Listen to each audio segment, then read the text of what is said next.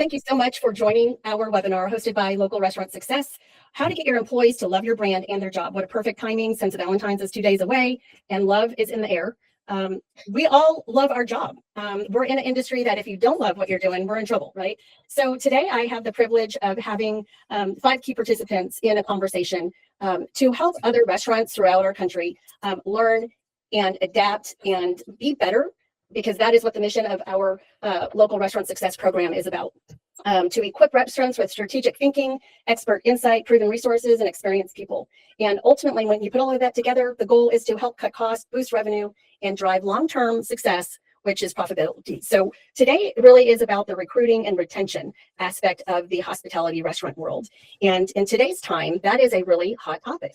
So everybody always mentions, oh, well, since COVID, we can't, seem to retain quality, talented staff, and turnover rates, labor cost, etc., seem to be out of control. And today I just want to talk about that it doesn't have to feel that way if you have the knowledge and can learn from experience from others as well.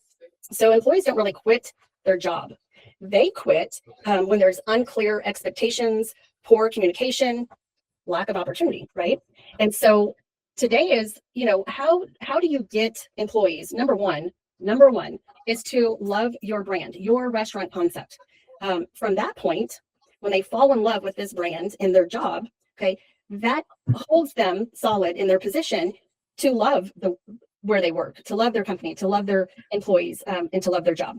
So starting off, since love is in the air, let's talk about what does that mean for employees to love where they work. And I will start with Collier, since you are with Grump's Burgers. Collier Albright is the owner, founder, franchisor of Grump's Burger, established in Texas.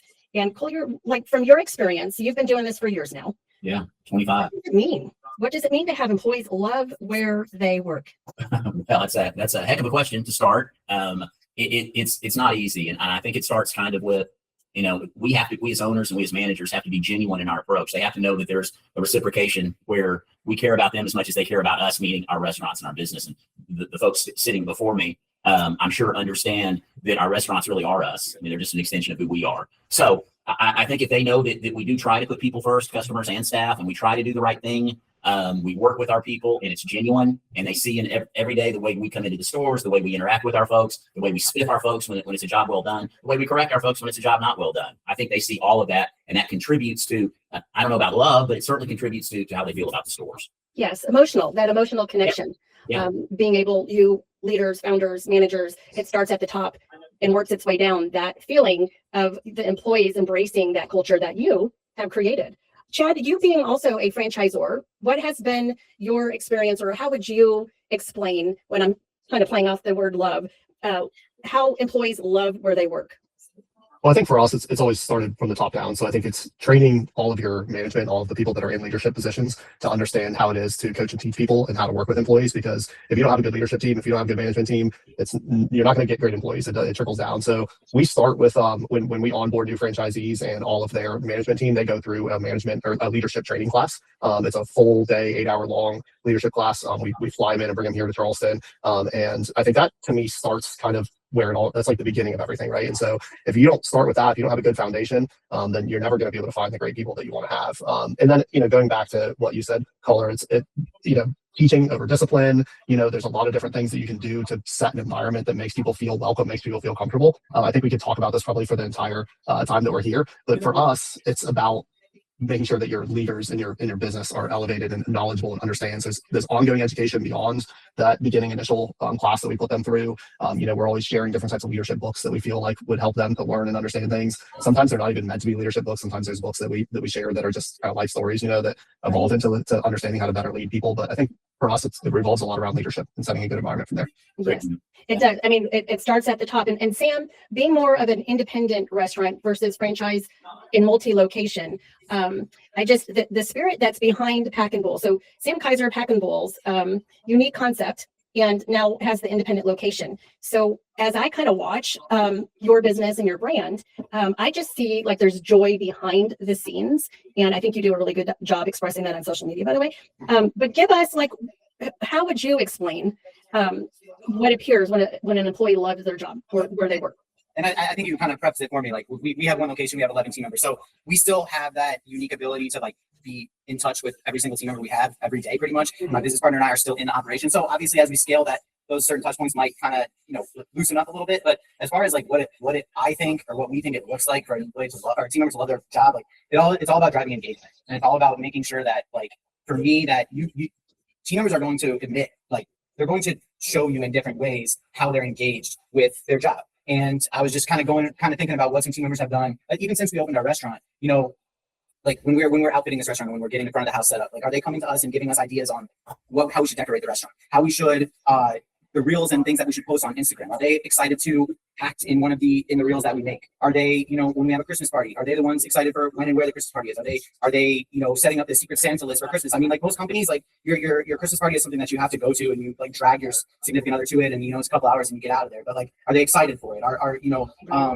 Am I getting a late night text, during the dinner rush that says, hey, I just forgot to put jalapenos on a bowl. If you hear about that tomorrow, I just want to let you know that happened. And to me, that's accountability. It's being upfront. It's not being worried about making a mistake. And that is the kind of stuff that makes me feel like they're engaged. They're worried about the guest experience, and they're acting on behalf of the restaurant. And so, for me, like it's always been about like, how are we getting them engaged? And then when they are engaged, how do you know? And I think that if we have a birthday party for a team member, our other team members that are off of work that day showing up for that birthday party, and then they want to be there, and then that they like their team. And then ultimately, like we have team members like who are sometimes harder on themselves when they make a mistake than we are on them. And we know there's a coaching and counseling conversation coming, but like by the time that conversation happens, they've already kind of went through the whole thing themselves. So It's really just been about like how do we measure that engagement, and like when it happens, are we recognizing it so that we know that.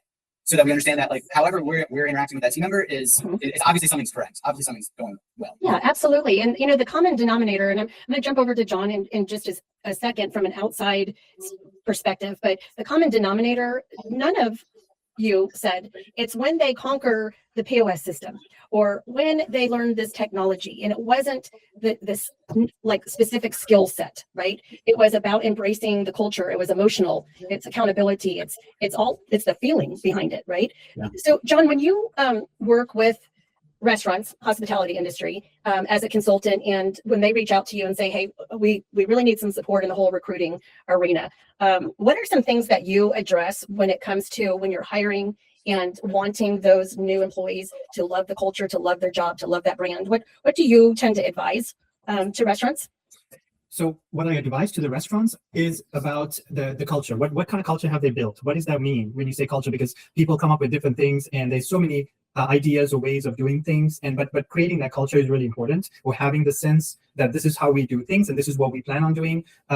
That's really, really important. So I think having that culture built ahead of time before bringing on the team members and actually really giving them the expectations up front is really, really important. A lot of companies, when they want to hire, and I think that's a common thing that we are, and I used to do that when I was a long time ago when I was an employer, that I was desperate for people. So I would run out there, try to get somebody in, bring them in, do a quick training, and try to put them on the floor, and that does not work. Wrong. Yeah, absolutely. That doesn't. We're going to actually touch on that because that's a mindset. Yeah, and so I think having the plan out there and really understanding what your brand is and what your brand is speaking to the public, because not only are you attracting your guests, but you're attracting employees. And so that's a selling point. Like when I go and find candidates, I'm really talking to the candidates about, this is the brand that we're looking at. These are the attributes that they have. These are the values that they bring to the table. And can you see yourself working at this company or at this restaurant? So that's really important, I think. Good. Okay. Well, very good. And so, kind of transitioning into another, main topic that is relative to this is building a brand that employees want to belong to. I mean, that's in essence what we've all said, right? It starts with leadership, the founders, owners, visionaries. Each one of you has a complete unique concept. And there's a why. Like, why did you start this restaurant brand? What was in your heart? And what were you passionate about for you to start this? And so building that brand and making it very clear within your environment or culture, and having the brand embraced is really important. And the brand, something yesterday that I thought was really relevant that I wanted to share. There was a mock opening. There's a new restaurant that's coming, brand new concept. brand new into the restaurant arena. And so as the mock opening was there and I'm evaluating at the end, I did a team meeting with all back of house, front of house, and management team. And it wasn't about talking about, okay, so the beverage station was congested. I saw this, I saw that. It was not. All I did was ask questions. And that was allowing them to feel valuable and respected. I truly wanted, which I was also teaching the management and reiterating to leadership why everybody's voice really matters. So once they were open and they, feel that respect, then it was really talking about the brand and why did they choose this particular restaurant? So that would be the same for you guys. So a brand is not just marketing. Okay. It's the employees are an extension of your brand, right? So again, leadership down, it's your responsibility to share what the brand expectations are, the brand voice, and what your vision is for all of that. So questions as, restaurant owner, founder, operators, managers, all of that. What would be one or two things that another restaurant or operator could do immediately, like today, tomorrow, Saturday, to make their employees feel proud of where they work? That pride is part of loving where they work, loving their job. Collier, what about you? Well, I mean, we're pretty heavy in the community. We've always been.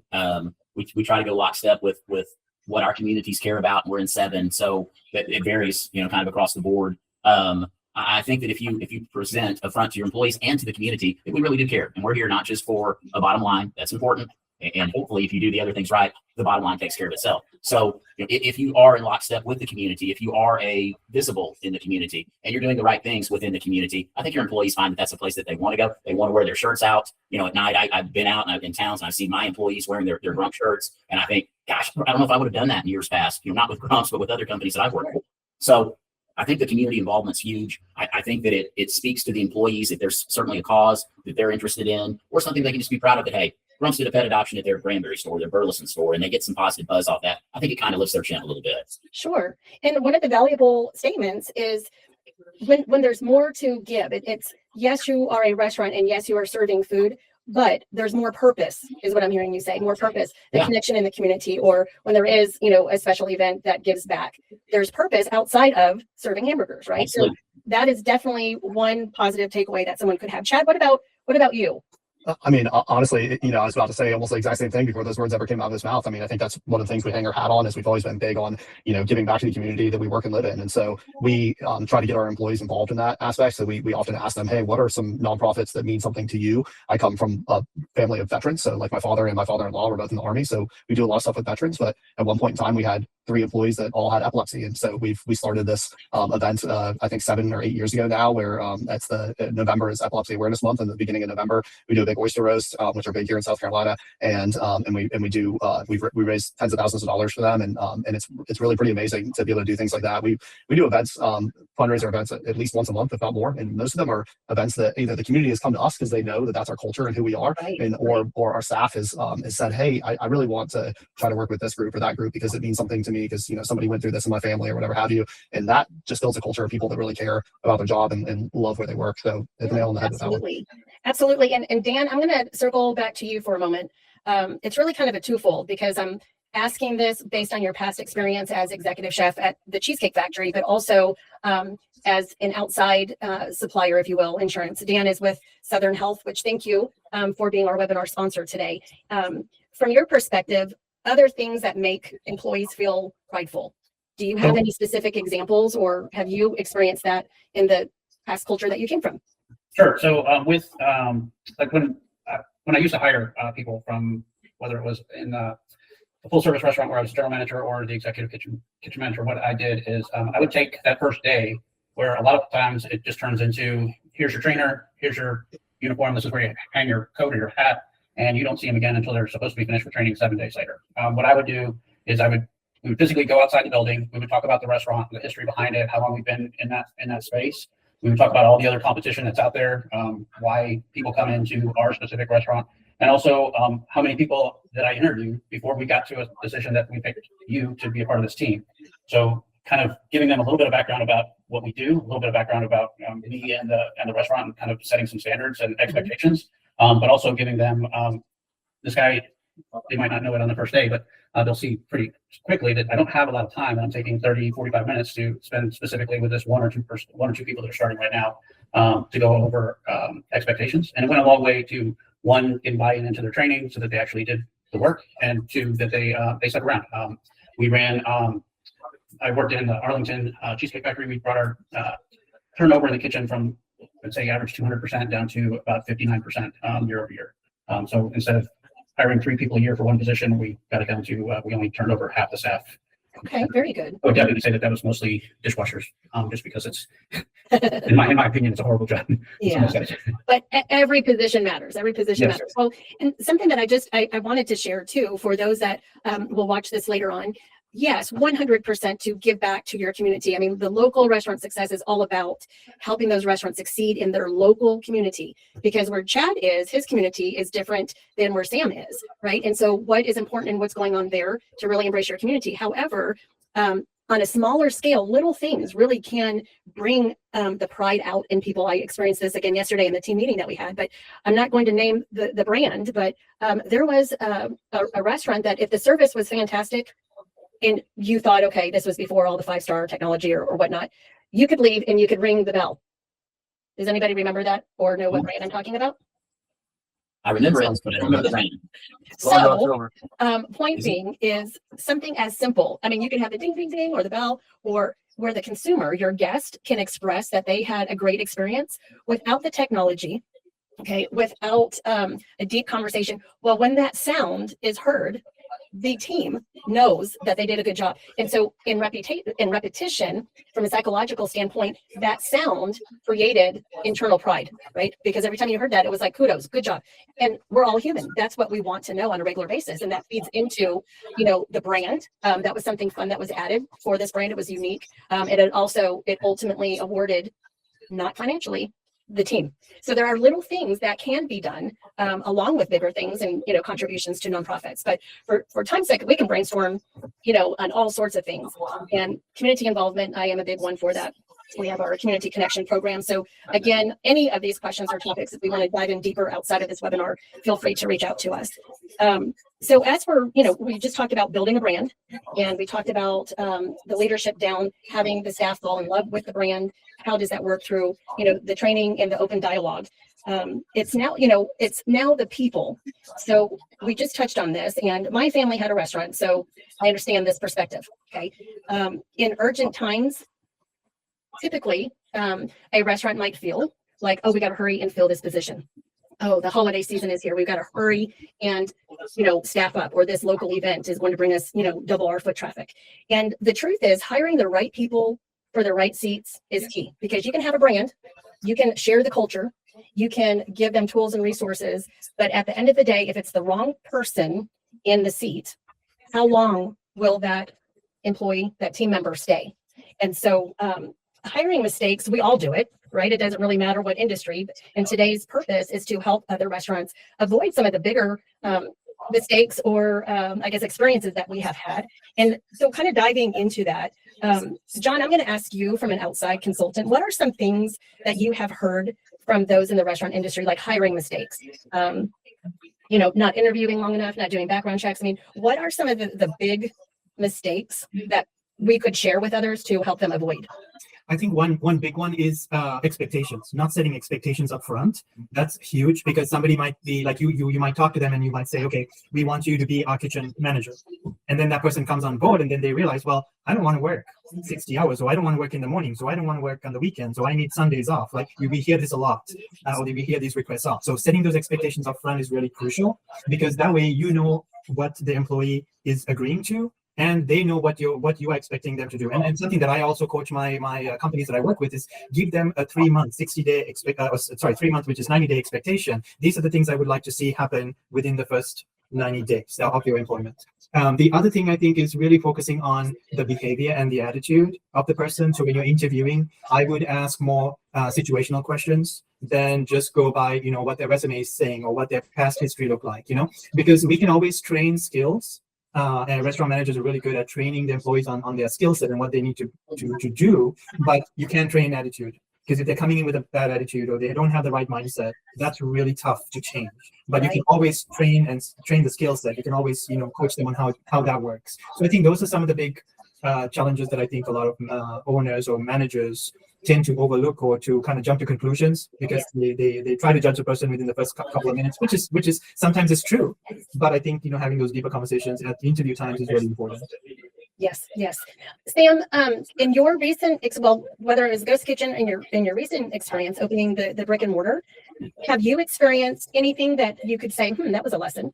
I would like to share that so someone doesn't repeat it. Anything like that, or positive experience too, for that matter. Well, we were lucky enough that we kind of just moved from the Ghost Kitchen to the restaurant, so we brought our entire team over. So it was more about like just retraining or training them on like living in a new place rather than like how to build a bowl, like how to make a recipe, and how to things like that. And we have hired 2 team members since we came over here. One is a prep cook, and one for the first time in the history of packing bowls was a hostess. So we have a front of house component now that we didn't have before. And so like the biggest, I guess, the thing that we try to focus on more so is like we're here now and where we are now because of our team. And so is this person coming in the door going to be a good fit with the rest of the team? And so that's kind of what we try to focus on while we're having this conversation. And I agree with what John was saying a lot about like the attitude and kind of focusing on, honestly, at the end of the day, anybody can come in and cut chicken or, portion steak or, blend up a cilantro dressing. But like, is somebody going to want to stand next to them doing that for 7, 8, 10, 14 hours? And so, not everybody has to be the best friends and not everybody has to be hanging out outside of work. But like, we're looking for people who are nice. We want, it's a very simple thing, but we want people to be nice. We want people to be nice to each other. We want people to be nice to the guests when they walk in the door. And so you can tell that right away. And so it's really about looking at these people and being like, especially the hostess, like the ambassador for the restaurant, like, are they going to be a good fit with the team? Right. And you just use the word ambassador. And so it goes back to the right person in the right seat. Like who you're looking for front of the house as the first immediate guest impression would be a little bit different than maybe the dishwasher or someone in the back of the kitchen. Right. So it's the right person in the right seat. And I didn't mean to cut you off, Sam. I wanted to do kind of a comparison. Collier, you having, multi-locations, franchisor, what kind of lessons and fun stories can you share to help others avoid? Yeah, I've got the funnest story. This is good. So if you guys want to write this down, grab a pen and paper. Okay. During the lean times, when there was no one out, we worked tirelessly to come up with one question. And if the employee could answer it correctly, they were hired on the spot. What size shirt do you wear? Oh boy. That's literally how desperate we were for people. And it was a strategy of hope. And we all know you just discussed, y'all hit on, maybe hope is a strategy, but it's usually a losing strategy. So we try to coach and to get our managers to be proactive in their hiring approach.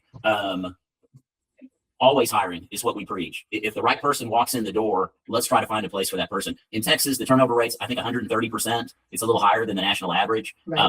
Ours is 49. So we do things behind the scenes. We have a massive referral program. 30% of my employees have come through our referral program. And I spiff our people, if they recommend someone and they're there 90 days, they get a $100 bill. I deliver it to them personally if I can. If the person lasts 6 months, I take $250 to them. You think, wow, that's $350. That's a chunk of change. But I really believe that anytime we can put money in our employees' pockets, again, it reaffirms our commitment to the employee. And usually good folks attract good people. So our referral program's been a real godsend for us. We started it after our one question interview. And it seems to be working. I literally looked before this, and our our turnover rate in 2025, like I said, was 49%. So knock on wood, we can hopefully get a little better from there, but so good. Okay. Well, yes, that's very unique strategy as well. That can be a helpful tip for others. Good. Where it may be, John, I know you and I could talk about lots of different recruiting strategies, but why not capitalize on your internal team? And that makes them feel powerful, important. They know what the expectations are, so there could be conversations behind the scenes. So I think that's brilliant. I think that is very brilliant. So, the right people for the right seats. And again, the common denominator, it wasn't about hiring people because they are so tech savvy. It's more about the person and the attitude, because we can always train skill, right? And so that's really a big takeaway and the common denominator that I'm hearing, the training that goes into it. So we'll kind of transition to training to the brand expectations or desired outcomes. We're going to kind of reiterate some of this. So, starting off, we're talking about the brand, and it's not just the logo and the sign. It's your staff. It's the people that is an extension of the brand. So you need to have the right people in the right seats, and hiring for, if it is kindness, attitude. Okay. These are all emotions. So again, perfect timing, because here we are, Valentine's season, feeling emotion. That's part of the reason why we're doing this topic. So, hiring the attitude, we can always train the technology and the skill. The training to the brand expectation, the desired outcome. We talked about, talking through what the expectations are up front. Now, the question that was not, prepped earlier, so I'm going to kind of go off record. Dan, does training stop at a certain point? Never stops. Never stops. Chad, what about you? Do you guys like train and then you just know at a certain point, okay, they're good to fly on their own? We just hire them. We don't do any training at all. Yeah. No, of course not. And really something to touch on the last conversation too is the part of our hiring process is actually part of our training process. We bring them in for what is known in the culinary world a stage shift. We call it a working interview. Every employee, whether they're a dishwasher, whether they're a line cook, a server, bartender, no matter what position they're hired for, they all come in for a working interview. Our staff that makes the decision. Our managers have interviewed them. They already know who they are. They've already gone through like the questionnaire and asked them all the kind of basic questions. And they like them. So they've gone through that first system and then they go on to then do that training, share that stage shift, that working interview. And then we get all the feedback from the staff on whether or not they're going to be the right fit after that. And that's really the start of their training in a lot of ways too, right? Because we let them come in and actually do some work while they're there. And it allows us to see. In our industry, it's a skilled labor industry, especially when it comes to line cooks. So they can talk all they want and tell you everything that they've done in their past, but you want to see them actually at work. And then how is their attitude? It's a really high stress environment. It's kind of working chaos, right? Is the restaurant industry. And so how do you perform in that environment? How do you handle stress? We love to bring them in on like a Friday or Saturday night when it's super busy and just see how it operates. So that's the first step in the training. And then really, it kind of never ends. I mean, obviously you get to a point where somebody kind of knows every station as a line cook and knows how to do prep and all that kind of stuff. But what often we're seeing is people are always also looking for more money. And I never like to say no. And I always like to say, this is how we get there. And so oftentimes that comes with training. So I want to make another $1 an hour. Awesome. I want you to as well. So how do we get there? And this is how we get there. These are the goals that we have in order to achieve that. Yeah, that's awesome. Because we're gonna touch on that, the desired outcome, but also the retention aspect of it. But before we jump into that, John, from a consulting standpoint, what are some things that you have experienced when it comes to hiring mistakes or like great performance when you are communicating to your restaurant client and their expectations? What would be like great performance? What does that really equate to? So I think when we are talking about great performance, it's easy to just say, I want the person to do their job, right? And a lot of people obviously great restaurants actually have a game plan for it. But I think defining it even further and defining with numbers is really important, because so a lot of our managers, when we talk about training managers and hiring managers, we actually have KPIs, key performance indicators, to know if the manager is performing and if the manager is doing what they're supposed to do, right? So we measure those by, for example, guest retention, guest satisfaction scores, food cost, liquor cost, labor cost, maintaining all that stuff. But for the employees as well, we should have something similar to that, because a lot of times we don't have that. But it would be, so for one of the examples that I would say is if we are doing shop reports, like secret shop reports, maybe having that as an evaluation tool to say, okay, that you as an employee have to perform and score 90% or 95% on a secret shop report. Or something like, greeting guests. The expectation is to greet guests within 30 seconds of them sitting down, like if it's a server. So having those expectations or the defined performance metrics is really key, I think, to the employee success as well as the restaurant success. And I think that also helps with the morale, because the employees know, okay, I'm expected to do this and I'm going to do it. And when I do it, I'm going to be praised. And because of that, I'm valued and I'm cared, and I care about this brand, and the brand or the restaurant cares about me as well. Yes. And, yesterday's experience that I keep referencing to with this mock opening and the team meeting, and something that I wanted to express that's relevant to this conversation is really letting the staff know that we're all human, right? And so when I say great performance, I use this as an example yesterday. And I had asked, several of the new employees, what does great performance mean? And so what we don't want is the fear of performing to perfection. That's a lot of words to say. Performing to perfection all of the time. And so one of the key is the great performance. It's consistent, right? Consistent execution of service, especially under pressure.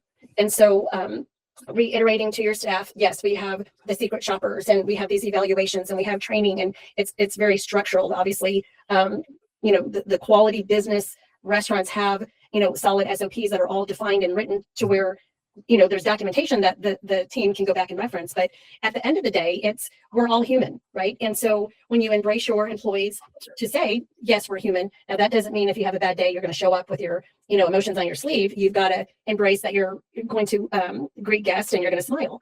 But the expectation of performing to a perfect level should not equate to expanding their opportunity or reaching management level or whatnot. It's about performing in a consistent manner that backs up your brand. So Sam, from Pack and Bowl standpoint, what would you want your guests to know about Pack and Bowls, like under your brand and what Pack and Bowls is about? I think that it's more about like what they feel when they walk in the door. For my kind of what we try to make everybody understand, because it's a very small staff, it's a very small kitchen. And so there's a good chance that a dishwasher or a prep cook or whoever might be the one who greets the guests when they walk in the door. So like, you can go to Cava, you can go to Chipotle, and you can stand inside there for, minutes, 5 minutes, 10 minutes, and nobody says a word to you. And so like, just because it's a quick service restaurant doesn't mean that you can't have this like elevated experience, and you can't do something to change a customer's day and make it a little bit better, a guest day. And so like, that's really like my focus is like when they come here, they have a consistently positive experience across the board. The food is consistent, and how nice everybody is consistent. We say hello, we say goodbye. We ask if there's anything else we can do. We try to learn something about them that's going on, whether it's their birthday, whether it's whatever they're doing. That connection. I mean, it's a salad. Like we sell rice bowls and salads. Like it's not a fine dining restaurant. It's not even it's barely like there's no table service. And so, but there's still that opportunity and to make somebody's day a little bit better because they chose Packables for lunch, because they chose Packables for dinner, and like our names of our bowls have the references, and we were furloughed from our jobs at Hilton, and we a year later we had our Ghost Kitchen open, and so there's a lot of like brand awareness and story awareness things that we can do, and that stuff is important. But at the end of the day, like it's really just about for us, for Mike and for myself, it's about like, are they experiencing nice people when they walk in the door, and are they experiencing good quality, consistent food when they come in the door? And if they enjoyed it the first time, it's our responsibility to make sure that when they come back, if they order the same bowl, they get the same exact bowl, and there's nothing about it. And if they come back a third time, it's consistency over and over again. And we do our best to learn people's names, and it's a small community in Oak Cliff and Dallas, so like there's so many things that we can do to just little things that we can do to make their day better. And that's really like my biggest concern when people think about it. Sure. Well, and what's a challenge today is the time. We're going to touch on a couple of more questions before we wrap up. But again, we're open for anyone that is viewing this later on to reach out to any of us to discuss this more. We're talking about keeping the employees, retaining the employees, showing value to them, the retention through pay or incentives I would like to touch on. We were talking about, like John had mentioned, secret shoppers coming in. Dan, I'm going to reference you just for a moment here, like incentives that you have seen work and incentives that you have seen fail, again, from both sides. You coming in as a service provider offering health insurance benefit, that's a benefit, whether it's the employer's out of pocket or the employees. You have solutions that can cover it all. But from your experience, what incentives have you seen that have worked and those that don't? Well, cash always works. We used to, like, maybe it was for a specific station that had been struggling on Saturday night. I'll just use pasta as the bottleneck, and we put up $20, $1 bills. Any ticket that went over the target, we would lose $1. And then there's usually 2, maybe 3 people who work pasta. At the end of the day, whatever's left, they got the money. It usually did well to put them keep them on task, make them force themselves to stay stocked up so they didn't get behind. Okay. Then giving them a shift off, like maybe I work every single Saturday and I want to be off, but I'm like the anchor on that station. Time off is with family is going to be important. Things that didn't work, pins, new tools that actually belong to the kitchen. Not necessarily a big win for the staff. Mm-hmm. The biggest thing I would say as far as keeping staff is holding your standards. Is that yes, you're busy, you need a lot of people, and if you cut back, well, he's been late 17 times in a row and nothing ever happens, but I'm always here on time and I'm the one who has to do all the work. Well, he's not here. Well, all of a sudden being on time is a standard, or leaving early or cleaning your station, whatever those things are, and actually making hard calls and letting people go when they've abused your grace. Okay. Collier, for you, with your different locations, well, and Chad, anybody, I would assume, right, that you're going to duplicate the offer for the employees and the incentives. What incentives, through this duration in your history of starting Grumps, have you experienced that have worked? One that I just, heard, even the referral, that's not an incentive for them per se. So keeping, in the mindset of retention is where I'm going. Incentives that have worked for your culture and maybe some that haven't. Can you share? Yeah, gosh, we do a lot of, we try to give back, and Dan's right, cash is kind of king. For us, the referral program has paid really, really good dividends. We do an annual party where we shut all our stores. We call it the company meeting. It's not mandatory. Free food, 2 drink tickets, raffle giveaway items. And we literally go through, I put a big dollar bill up and I carve it up and I show them, here's where our food costs are. Here's where our labor, and we get down to the end. And there's usually a corner of that dollar bill that's 4 to 6 cents. And I say, this is at the end of the day, this is what we bring home. And it's important to communicate. You can see the wheels turn. And Yes. so, oh, wow. Well, no wonder they are tracking my waste. No wonder they time to lean, time to clean. No wonder they're pushing that, keep your food costs down. Hey, Yes. we're on that. So I think communication is a huge piece. We do referral money. We do birthday notes, cards. We do a secret shop, like John said. We 10%, 12% of the days that we're open in the month, we're in there inspecting, whether it's through secret shops or operational inspections. If we have an issue on the secret shops, we do residual training, whether it's video training or we actually send one of our corporate trainers out. We're at a point now where we can do that. Yes. For years, I did that. Right. You know, it's an opportunity. I meant what I said. Any chance you have to put money back in your employees' pockets and make it a deal. You know, when you go in and someone's acknowledged to be a secret shop by name, make it a deal. Make it we go in and we'll spend them with lottery tickets or with, you know, $20 bill, or this is from Saturday night when you guys were slammed and Sean got a call out in the kitchen down in our Stephenville store. The food was excellent.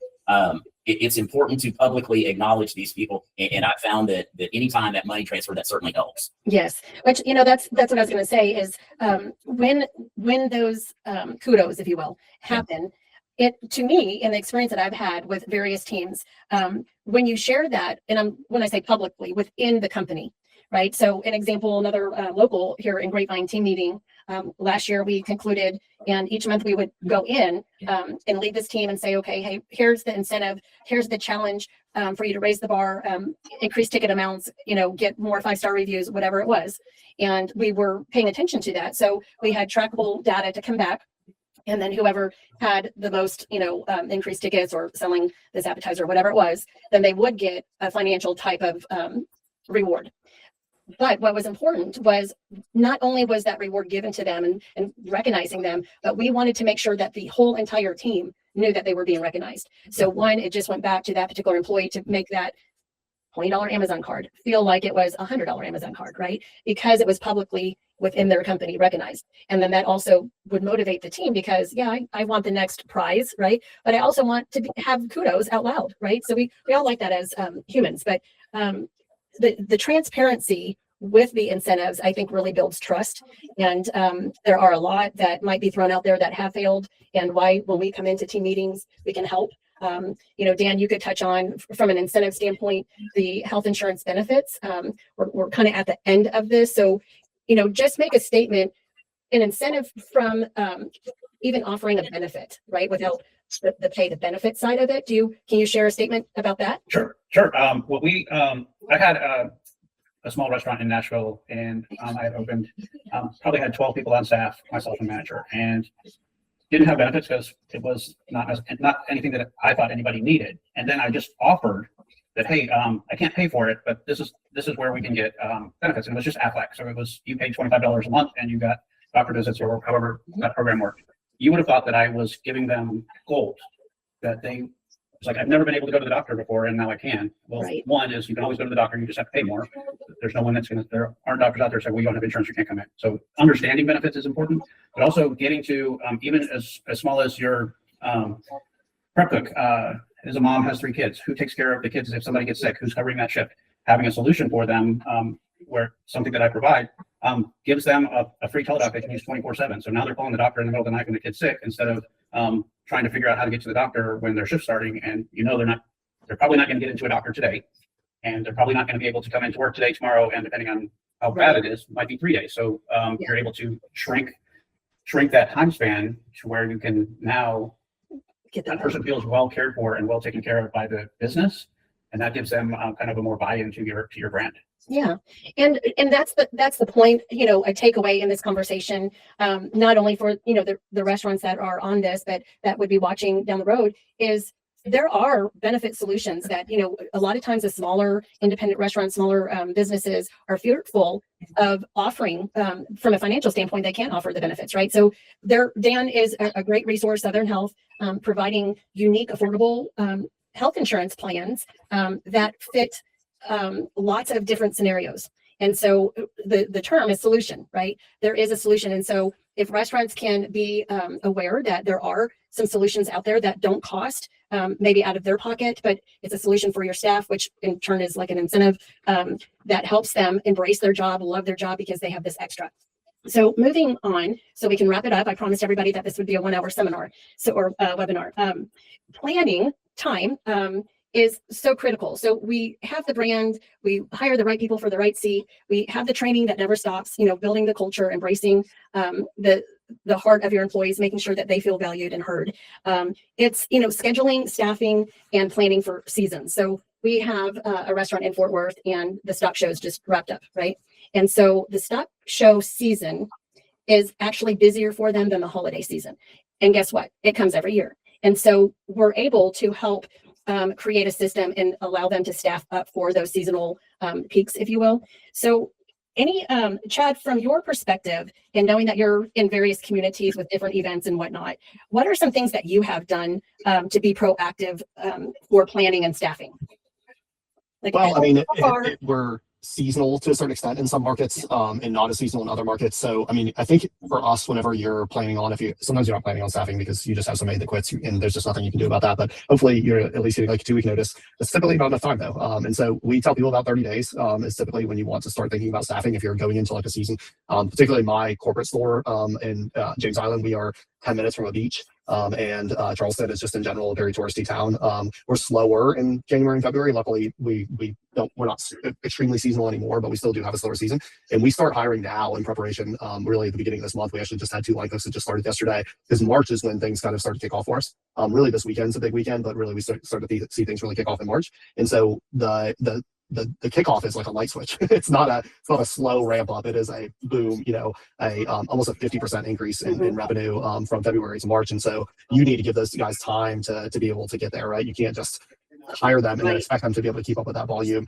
In our situation, we have very low turnover, which is great. So the majority of our staff has been there for a long time. Just for example, these 2 guys that just came in, they just happened to, we had a couple people to move.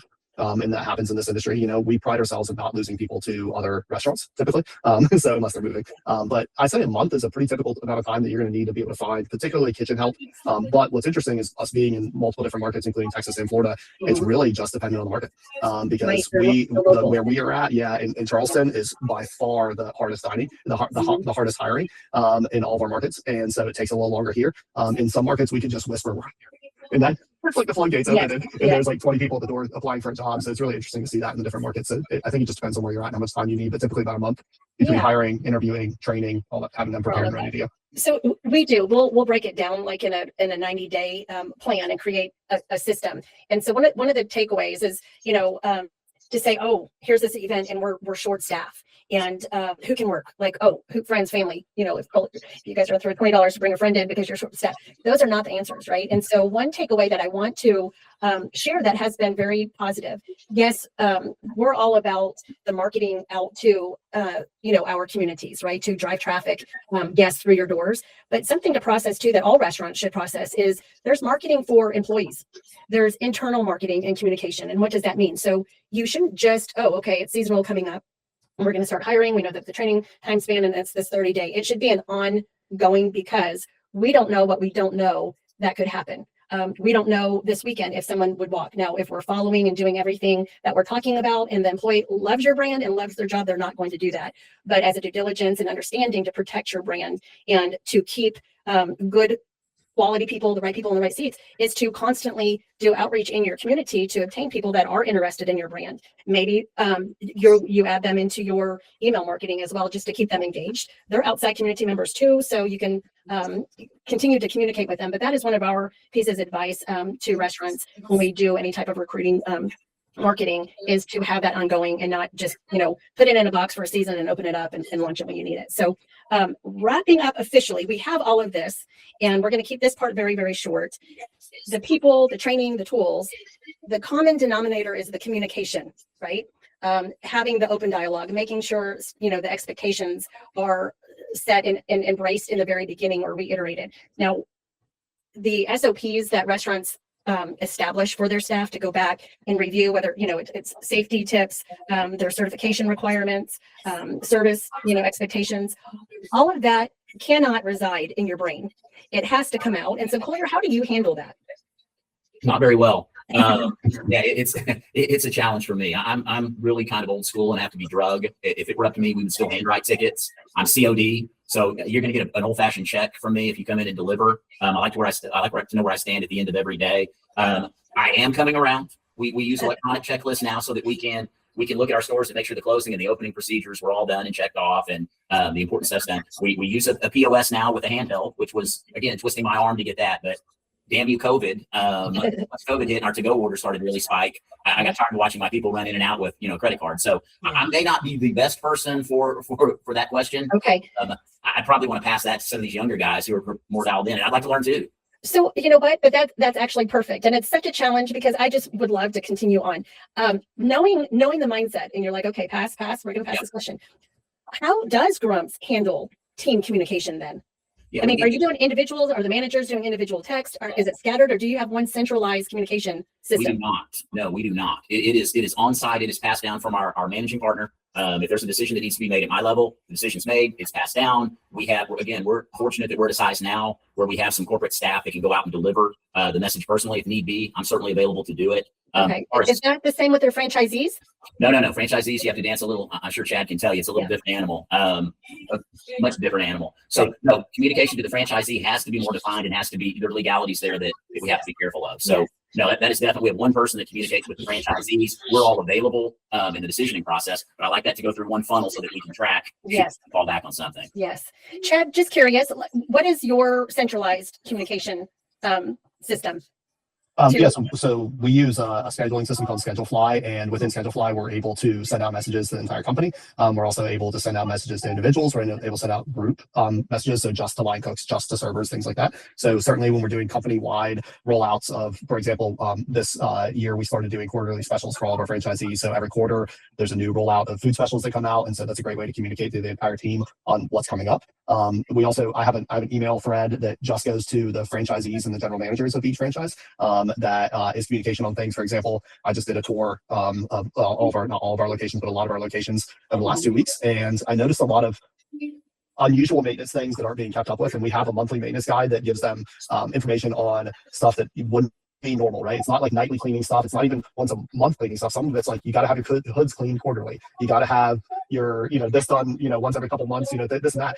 And we came in and we started noticing a lot of these little nuances. And then we started talking about their monthly maintenance, and a lot of them were like, I don't know what that is. And so sometimes you give tools. The old saying, you take a horse to water, but you can't make them drink. So you have to reiterate those things a lot of times when you get to the volume of, we have 9 stores now. So there's so many tools that we have in our toolbox that sometimes, you can't teach it all to them even in 6 months, so you're constantly kind of goes back to that ongoing retraining. So I sent out a message to the entire company, even though it didn't necessarily apply to every store, but just, hey, here's a reminder. And my wife actually made a suggestion I thought was really smart. She's like, you should probably do that once a month of like, hey, here's a little reminder of something, like a newsletter almost, going out to the team of like, here's something that we're noticing in some of the stores, and reiterate some tools that they have that are there for them, because all of them go, oh my gosh, this is great. I didn't even know this existed.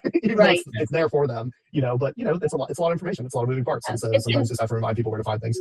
Right. And that's where I'm saying like internal communication, I'm using the term marketing, but it's that constant touch point with, Sam, you're one location, your way of communicating is, precise to your team. Well, that can be duplicated when there are several different locations. And with Chad and Bohemian Bull, I wanted to introduce our OneWorks solution, which has been developed through EnvisionWorks, that is really to support corporations, restaurant, multi-location, where the documentation or your SOPs or your merchandise, your brand standards, everything ultimately can be contained in one solution. So you can give your staff or your franchisees access to the OneWorks, and it's an organized system. It is a solution just like 7 Shifts or whatnot for scheduling and whatnot. But with Bohemian Bull, Chad, thank you, because we did onboard them with the OneWorks solution. That is something that's available that a lot of restaurants don't know exist, and they have things pasted up, or it's in their Google Drive, or they're going to do an email. Or having one primary central solution communication tool can help. So, if you have this brand and you have built this culture, all of you have this business, including myself, that the business is built from your heart, from the vision. And in summary, taking that heart and that vision, and having your employees embrace that, and having them feel appreciated and respected and loved, will in turn have them love their job and love your brand. Some takeaways really for everybody that will come back and view this. The brand clarity drives loyalty. The personality and heart behind every brand drives the employees. Hiring the right way, the right people for the right seats, reduces the turnover. Taking that time, being in a proactive mindset, not a reactive. The pay, performance, and communication must all align. And training never stops. motivation is daily. And I think all of our key panelists have had some really wonderful points. And again, to wrap up and to say thank you to Collier with Grubsburger, Chad with Bohemian Bull, Sam with Pack and Bowls, Dan with Southern Health, and John with John Matthew Consulting. Thank you so much for your time today to share your feedback. I know that there's some valuable little tidbits of knowledge that people can really appreciate. So you make an impact in our community, you're making an impact on your employees, and now you can have an impact on our restaurant industry. So thank you so much for participating. Thanks for having us. Thank you, guys. Thank you. Yeah, thank you guys. Good meeting you.